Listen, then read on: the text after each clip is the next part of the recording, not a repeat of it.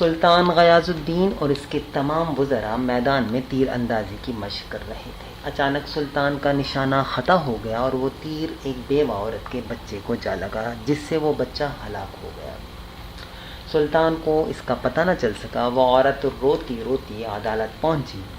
قاضی سراج الدین عورت کی طرف متوجہ ہوئے اور پوچھا، کیا بات ہے، تم کیوں رو رہی ہو؟ عورت نے روتے روتے سلطان کے خلاف شکایت لکھوائی کہ سلطان کے تیر سے میرا بچہ ہلاک ہو گیا ہے۔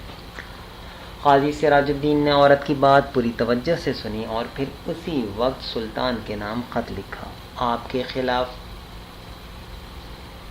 کہ آپ کے خلاف شکایت آئی ہے، فوراً عدالت میں حاضر ہو جائیں اور اپنے خلاف آنے والی شکایت کا جواب دیں۔ قاضی صاحب نے یہ حکم نامہ عدالت کے ایک پیغام رساں کے ذریعے سے سلطان کی طرف روانہ کر دیا۔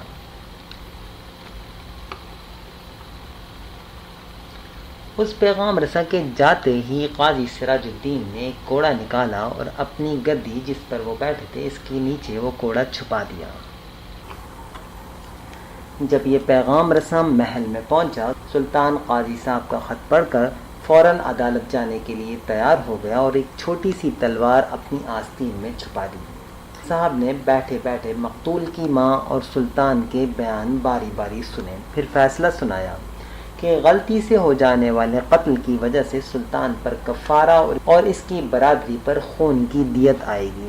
ہاں، اگر مقتول کی ماں مال کی کچھ مقدار پر راضی ہو جائے تو اس مال کے بدلے سلطان کو چھوڑا جا سکتا ہے۔ سلطان نے لڑکے کی ماں کو بہت سے مال پر راضی کر لیا، اپنی جگہ سے سلطان کی تعظیم کے لیے اٹھے اور انہیں اپنی جگہ پر بٹھایا۔ سلطان نے بغل سے تلوار نکال کر قاضی سراج الدین کو دکھاتے ہوئے کہا، اگر آپ میری ذرا سی بھی رعایت کرتے تو میں اس تلوار سے آپ کی گردن اڑا دیتا۔ قاضی نے بھی اپنی گدی کے نیچے سے کوڑا نکال کر سلطان غیاث الدین کو دکھاتے ہوئے کہا، اور اگر آپ شریعت کا حکم ماننے سے ذرا بھی ہچکچاتے تو میں اس کوڑے سے آپ کی خبر لیتا۔ بے شک ہی ہم دونوں کا امتحان تھا، ایسے بھی حکمراں تھے اور ایسے عادل منصفین بھی تھے۔ اللہ تعالی ہم کو بھی ایسے عادل جج اور نیک حکمران نصیب فرمائے۔